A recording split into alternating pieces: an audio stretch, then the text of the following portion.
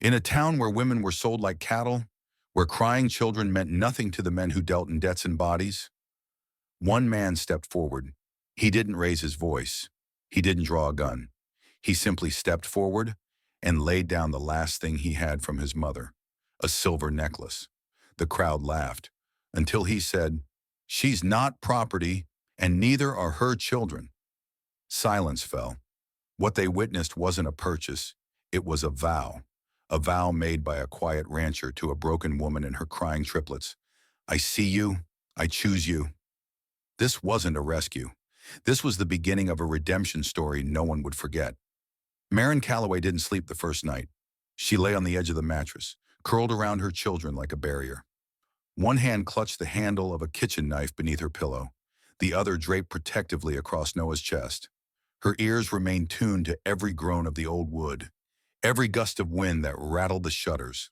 She had learned long ago that the world could shift from calm to cruel in the span of a breath. The cabin was too quiet, too still, like a moment caught between heartbeats. To some, it might have felt like safety.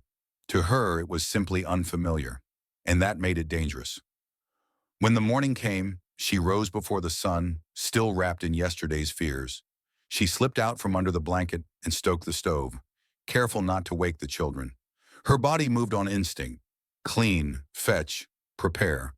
If she was useful, she would not be cast out. If she was invisible, she would not be hurt.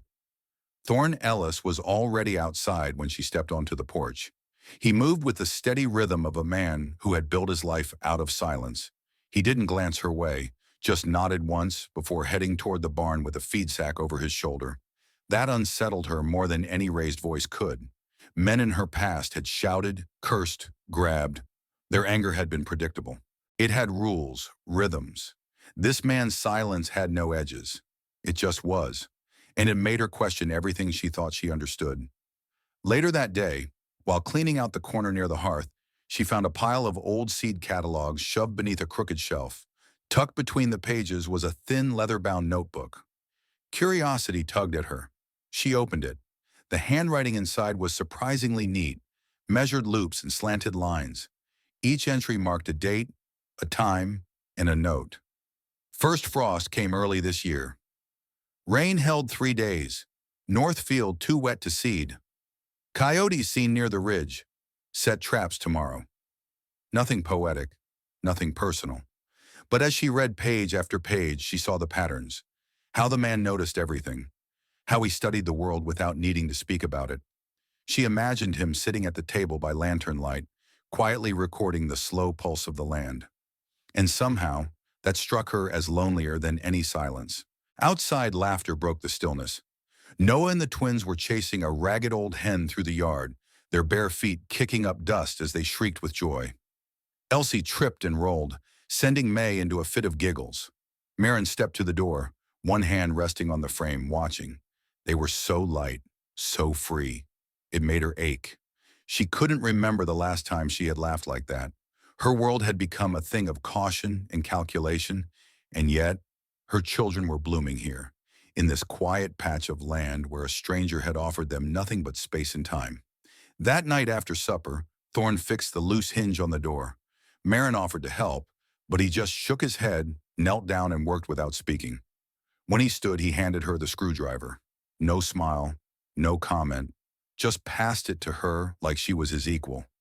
She didn't know what to do with that. Later, after the children had fallen asleep in their corner, she returned to the journal. She traced one of the entries with her fingertip. It was dated 5 years ago, a note about failing soil and a hard freeze. He'd been here a long time, she realized. Alone, it seemed. Watching, working, surviving. She closed the book and sat back in the chair, listening to the wind scrape across the roof. There was no lock on the front door, no latch on the windows, but somehow, for the first time in what felt like forever, she didn't feel hunted. She still kept the knife under her pillow that night, but she didn't grip it quite so tightly. Marin kept to her routine like it was the last thing keeping her upright. Each morning before the sky lightened, she fetched water, swept the floors, and split kindling with blistered hands. She didn't wait to be told. She only knew how to survive by doing. Thorne never stopped her. He never asked for help. He simply noticed. One morning, she found a new shawl hook by the door. The next, the porch railing had been sanded smooth. Then one afternoon, she returned from hanging laundry to find three small stools tucked beneath the table, each with an initial carved underneath. N-E-M, Noah. Elsie, May. She didn't cry, but her hand lingered on the carvings longer than she meant it to, heart full of something too soft to name. Not long after, a neighbor arrived. Her name was Harriet Dunn, a widow with opinions as sharp as her tongue.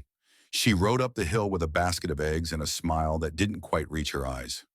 "Just passing through," Harriet said, dismounting with practiced ease. "Heard Thorne had company." Marin stepped outside, wiping her hands on her skirt. "We're just helping out for a while." Harriet's eyes swept the yard. The garden rows Marin had begun, the wash line fluttering, the children laughing as they played with the old dog in the grass. She tilted her head, that twisted little smile curling higher. "Well," she said, "some men like to keep strays." Marin didn't blink. She stood her ground. Her voice didn't rise. Her chin didn't lower. She simply answered, quiet but clear. "Some men know the difference between keeping someone and letting them heal." Harriet blinked, taken aback, then gave a short laugh. "Ain't none of my business, of course." "Exactly," Marin replied. That night a storm rolled in. Rain slammed against the roof like fists. Wind clawed at the windows. The children huddled close under their blanket, wide-eyed with every rumble of thunder. Marin kept them calm, humming low. But Noah's cheeks were hot, and his breath was shallow. She laid the back of her hand against his forehead. Burning. Fear struck hard and fast. She soaked cloths in cold water, whispered his name, rocked him gently. But the fever climbed, relentless. Her voice cracked as she whispered, "Please, help." Chori, she didn't even know if Thorne had heard her.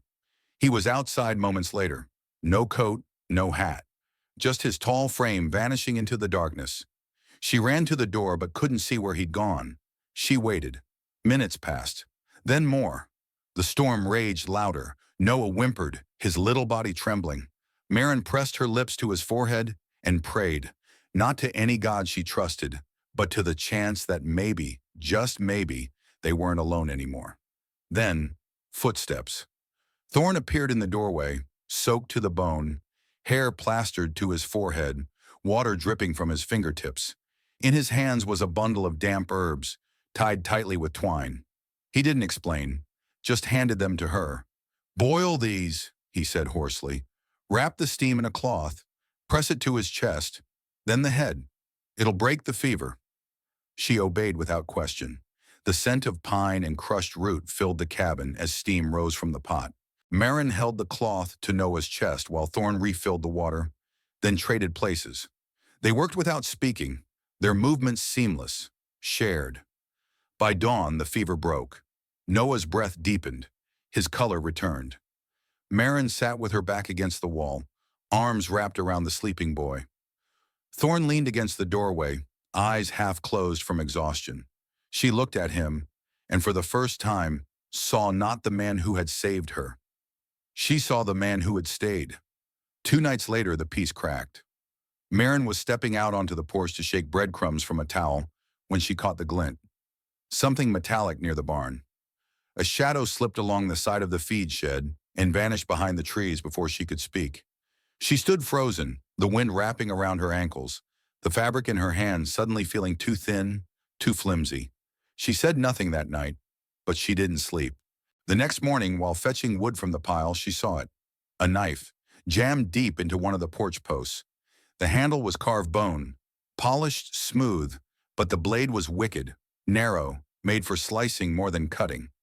It hadn't been left by mistake. It had been placed as a message. Thorne walked up behind her, silent as ever.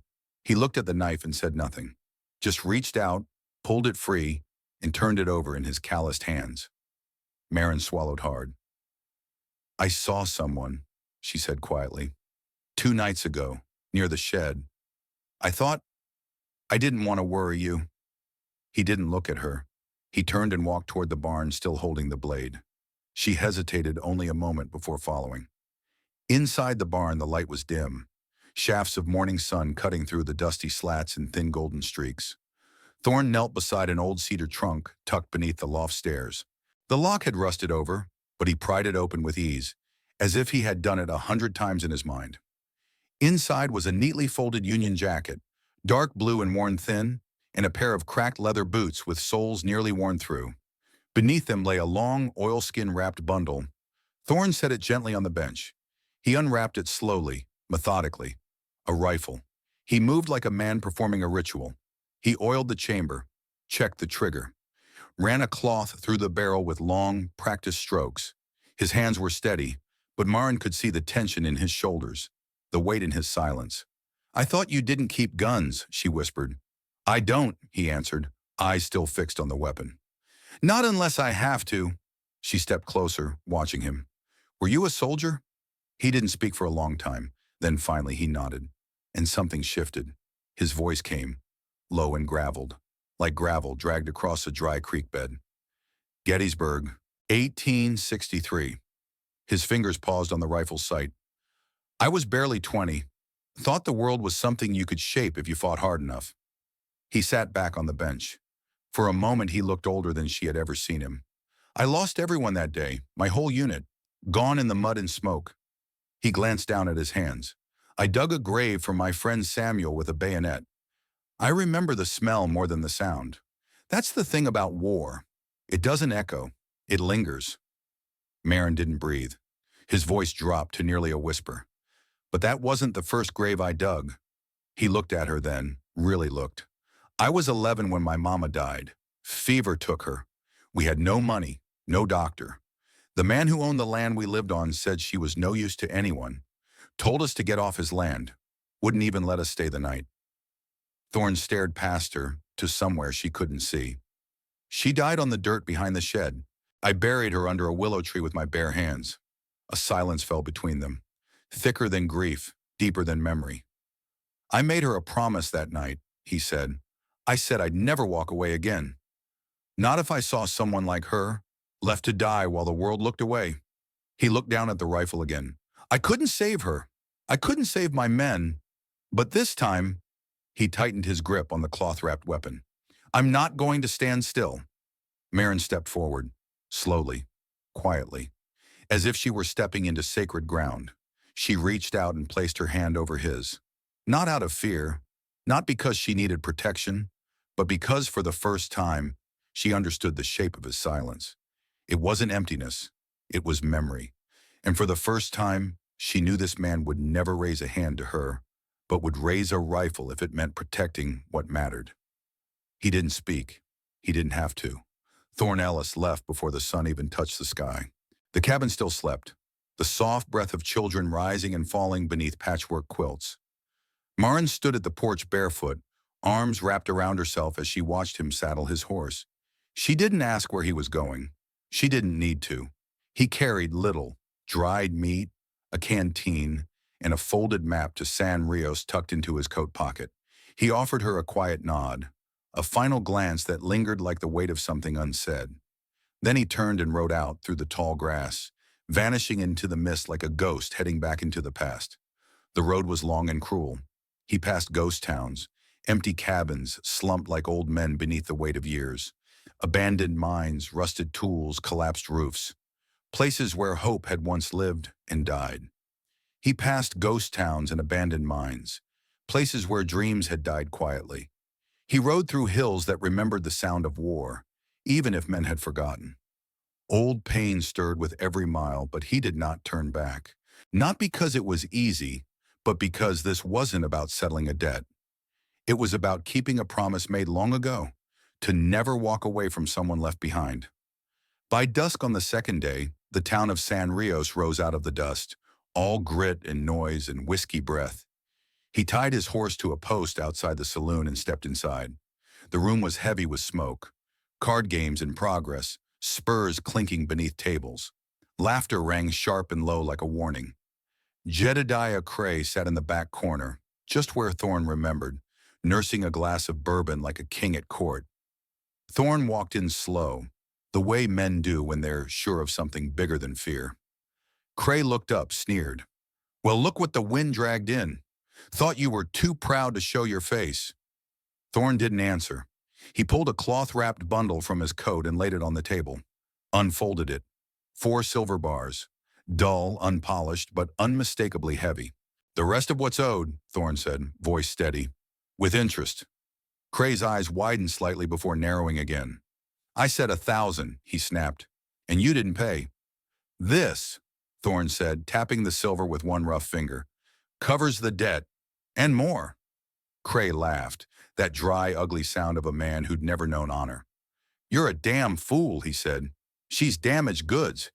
You think anyone else would have paid half that for a widow with 3 mouths to feed?" Thorne didn't blink. He leaned in, voice low and firm. "She's a mother, and now she's free." The saloon fell quiet. Even the card games paused. A few heads turned. From the corner, an old drunk muttered, half to himself, "Maybe he just remembers what it's like to be unwanted." Cray's lips curled. He stared at the silver again. Greed warred with pride in his eyes. Finally, he shoved a small leather bundle across the table. "Fine. Take your necklace," he spat, "and get the hell out of my town." Thorne caught it without looking, fingers closing around the worn leather. He didn't smile, didn't thank him. He just stood tall, met Cray's glare one final time and said, "You don't get to decide what she's worth." Then he turned and walked out the way he came, with nothing in his pockets, but more dignity than anyone in that room would ever carry. Outside, the wind had picked up. He mounted his horse and rode out of San Rios without a backward glance. The necklace, his mother's, was wrapped tight in the pocket of his coat, but it felt heavier than before. Not because of guilt or debt, but because of what it meant now. Not sacrifice, but choice. That night he camped beneath a grove of cottonwoods, the stars above like pinholes in a dark canvas. He didn't sleep much. Instead, he carved a piece of wood, slowly, methodically, shaping it into something that would stand near Marin's garden when he returned.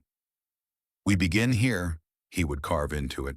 And when he placed the necklace on her wrist, not as payment, not as proof, but as a vow, he would say nothing, because some promises didn't need to be spoken. The light was soft when Marin saw him. Just past the ridge, framed in the gold-pink hue of late afternoon, stood a figure she would recognize even in dreams. Thorne Ellis, dust-covered, shoulders squared, walking with that quiet, deliberate stride that asked for no attention and yet commanded every gaze. She didn't run, didn't cry. She waited. No words passed her lips, but her hands trembled as she held them against her chest. Behind her, Noah, Elsie, and May peeked around the corner of the cabin, giggling quietly, their arms full of wildflowers.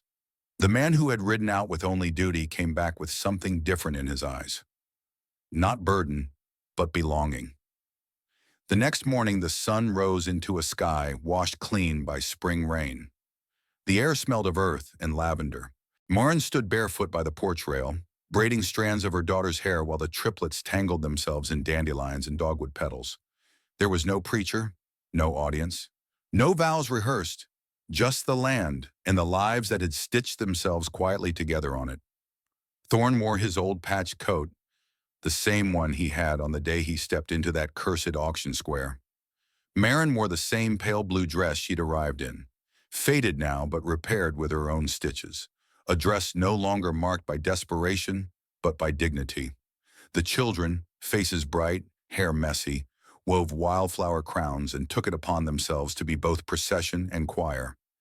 They tossed petals into the breeze and announced loudly, "We now pronounce you happy." Marin laughed. So did Thorne, in that low, rare way that didn't quite reach his lips, but warmed the air around him. Then with a quiet step forward, he took out the necklace, the one he had given up, the one that had bought her freedom. Now polished and whole again, the locket caught the sunlight like a whisper from another life. He opened it first, revealing a tiny etching inside the silver lid. "Marin, chosen by the heart." He fastened it gently around her wrist. "I gave this up once to save you," he said, voice low and steady. "Now I give it again, because I choose you." She didn't cry, not this time. Instead, she placed her hand over his chest, felt the beat beneath the fabric, and said, "And I choose you. Every day." They kissed in the breeze, surrounded by wildflowers and 3 small hearts that had already started calling him family. No one clapped, but somehow the whole land exhaled. Later, when the sun slipped lower behind the trees, Thorn built a plaque from cedar wood. He carved the words carefully, sanding each edge smooth. When he hammered it into the soil by the garden, it stood straight as a cross, rooted like a vow. We begin here. Marin stood beside him, fingers wrapped gently around the engraved post. Behind her, the garden bloomed. Lavender, forget-me-nots, and yellow daisies, all blooming in neat little rows along the porch rail. Flowers she had planted from memory, from grief, and now from gratitude. That night, the fire crackled low inside the cabin. The triplets had fallen asleep in a messy heap by the hearth. Thorn sat in his chair, whittling something quiet in his lap. Marin opened her journal, the one she kept hidden beneath the floorboards, and she wrote, "I am no longer property, not a man's, not a debt's. I am a woman who was chosen, and who chose in return." This story, she knew, would not end with that necklace. It would not end with a garden or a kiss or even a carved wooden plaque. Because this was not a story about being rescued. It was a story about being restored. And when she looked at Thorn that night, his face lit faintly by firelight, his hands never still, she didn't see a man who had once saved her. She saw a man who had made space for her to save herself. And that, she realized, was the truest kind of love there was. Not every story ends with a hero riding off into the sunset. Some stories, like this one, begin with the quiet bravery of staying, of choosing love, not once, but every single day, even when it's hard, even when the world has told you you're too broken to be loved. Marin and Thorn's story isn't just about the Old West. It's about today. It's about all of us who've been through something, who've carried loss, survived betrayal, or spent years feeling invisible. Maybe you've known what it's like to be used, not seen. Or maybe you've been like Thorn, keeping your grief buried deep, thinking silence is safer than pain. But healing doesn't happen alone. It happens in the quiet spaces where respect replaces rescue, and dignity is restored, not demanded. And that's the heart of this story. That love is not ownership, that strength is not loud, and that redemption is always possible, even if it takes years to arrive. So now we ask you, especially those of you who've lived long enough to know what the world can take, what does healing look like to you? Have you ever felt invisible until someone saw you, or found the courage to choose yourself? Tell us in the comments. Your story might be the light someone else needs tonight. You never know who might read it and feel a little less alone. If this story stirred something deep in you, reminding you of who you are or once were, click like, subscribe, and share it with someone who still believes in quiet love, second chances, and finding home in unexpected places. Because here at Wild West Love Stories, we don't just tell tales of the past. We remind each other that some of the truest stories are still being written, in quiet cabins, in late-night forgiveness, and in the hearts of those who choose again. Thank you for listening. Until next time, may you find peace in the places you thought were broken. And remember, some of the best stories are still unfolding in hearts like yours. Do you think love like this still exists today? Or are we just telling ghost stories from a better time?